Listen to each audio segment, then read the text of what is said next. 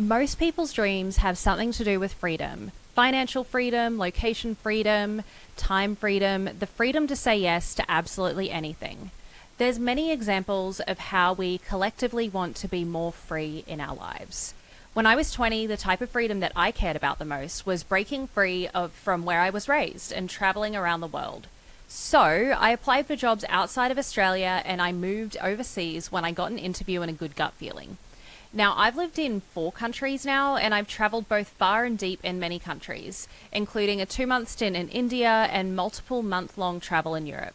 As people kind of get to know me, I have all of these random stories from all over the place that I've either lived or traveled, and I often hear, I've always wanted to go there, or you're so lucky that you got to do that, or I wish I could do that.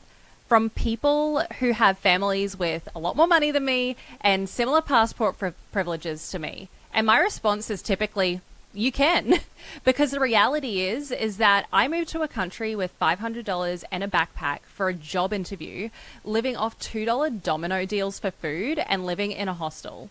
I also accepted an $18 per hour job to get into a country during COVID due to the travel restrictions, even though I earned 5 times that amount running the business I was running at the time. I chose to do what was needed to explore and live in the places that I wanted to explore, rather than allowing often the valid cons to hold me back from what my dream was at the time. And most people focus on those constraints or those cons and spend their time researching, planning, and ultimately prioritizing other areas of life. And that is how people get to 30 and wish they spend their 20s traveling the world before they got the house, the family, and the job. The truth is, if you really wanted to do it, you would find a way, even with the house, even with the family, and the job. So how can you identify where you're sneakily holding yourself back from the life that you truly want? There are typically 3 problem areas that keep you small. First, you're trying to do way too much all at once. Second, you are doing the busy work and avoiding the real work. Or lastly, you're insecure about something that you haven't named yet. For me, it's been all of these 3 problem areas for different goals in my life, and I totally get it. Hearing that you are the cause of something that you've been working so hard towards, especially if you've been working hard towards it for years, is really difficult to hear, because I get it. You're busy, you're exhausted, and your dreams constantly come last.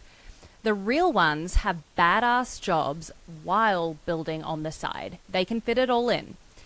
You're building those dreams during your 5 to 9 after giving so much to your 9 to 5.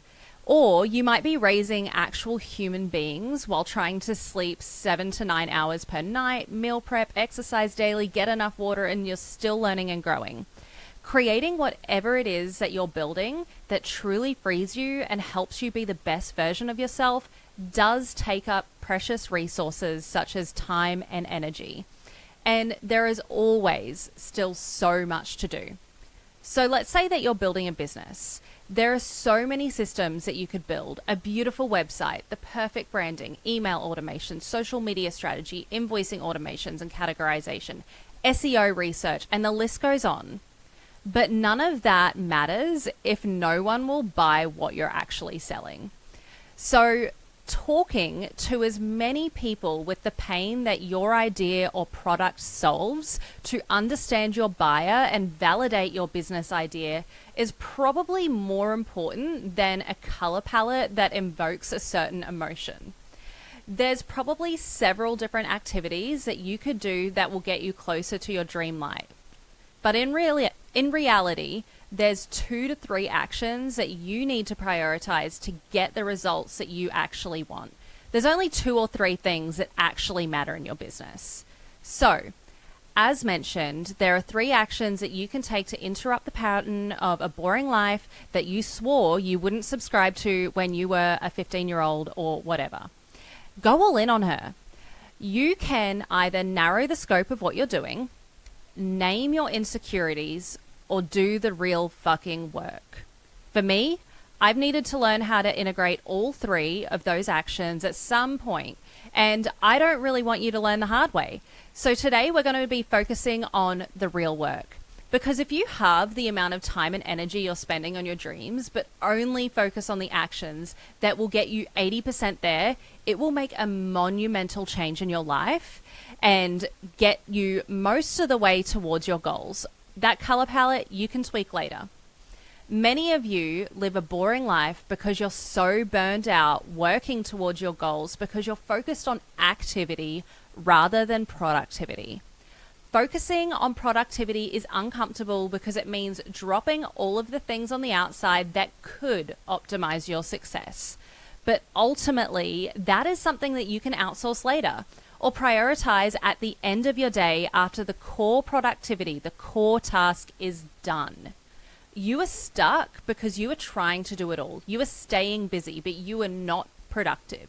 You are not doing the 20% of the work that gets you 80% there consistently enough.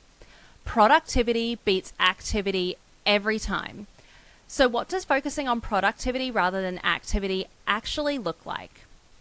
Let's say you're in sales. The activity could be cleaning up the CRM, researching people on LinkedIn, checking in on the sold accounts, calculating what your commissions might look like if all of the prospects in your pipeline close next quarter. But let's face it, productivity in sales is picking up the damn phone and talking to as many people as possible. Understanding their pain and connecting that to whatever it is that you're selling. So, think about your goal and what is your version of productivity. Here's a personal example. Weight loss is a pretty common personal goal. And the reality is that if you work out most days, walk 10,000 steps, eat well 80% of the time, and sleep 7 to 9 hours per night, you will lose weight. Outside of sleep, it's a 1 to 1.5 hour commitment per day.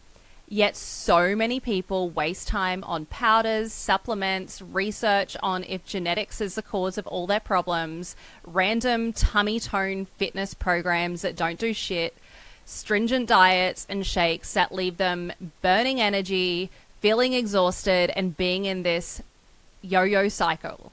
This is an exhausting cycle, but it keeps you busy, and it also instills this feeling that I'm just the type of person that cannot lose weight.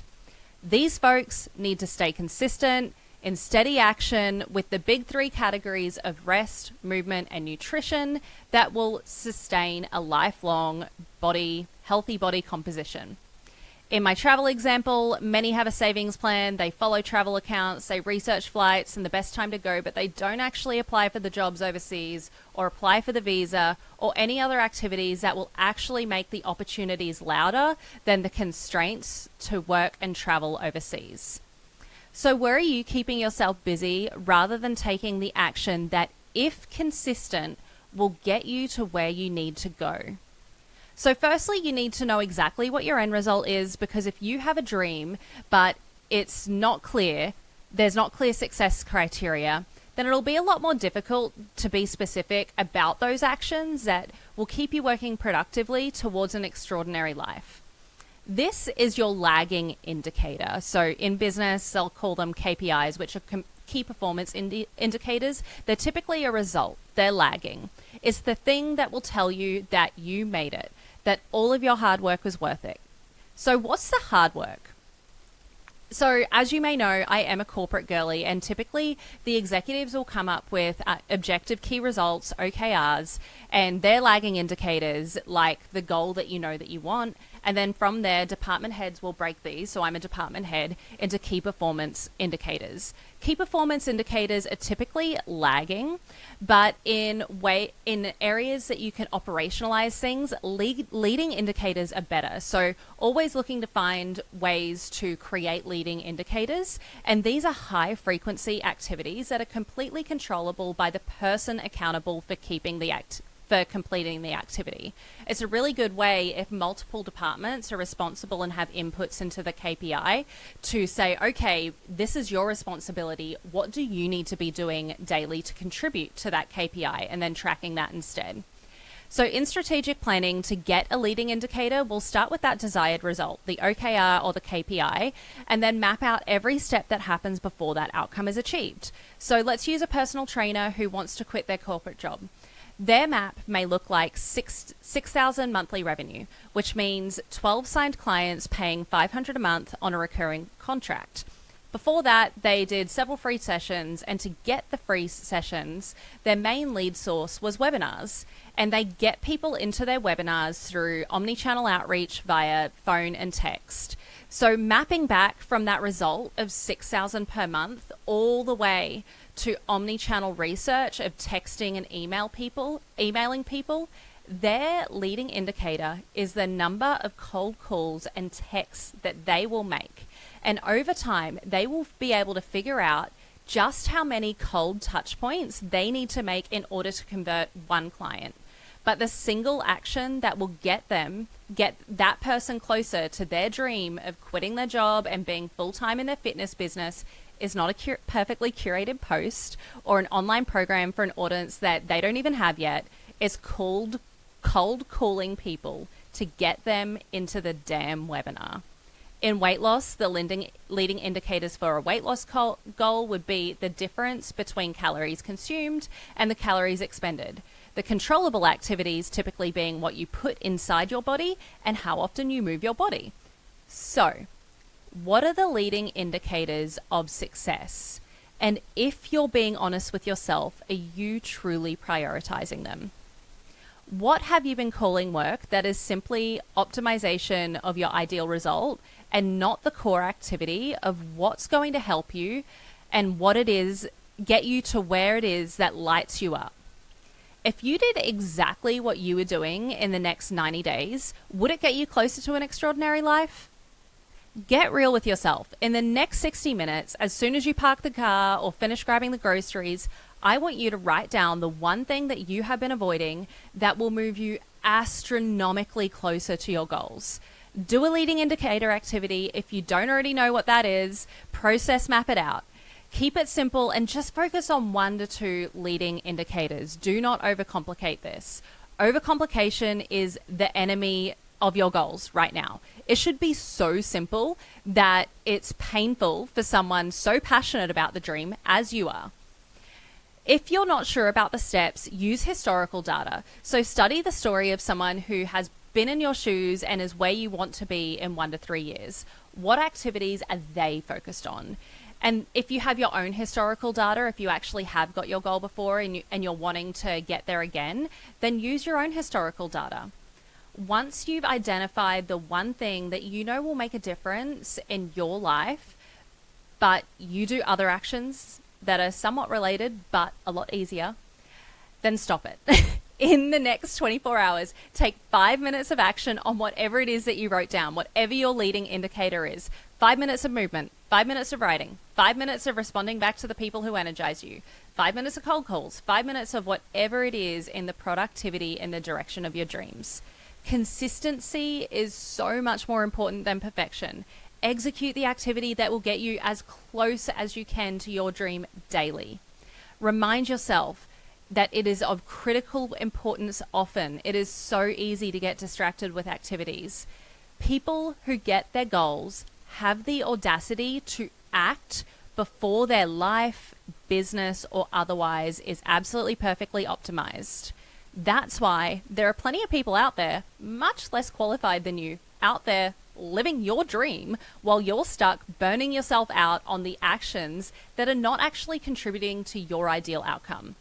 They make action a daily habit and they focus on the most important actions, and then later they outsource or figure out all of the other stuff that you're trying to optimize right now when it makes sense. Stop creating a boring life for yourself and start prioritizing productivity instead of activity.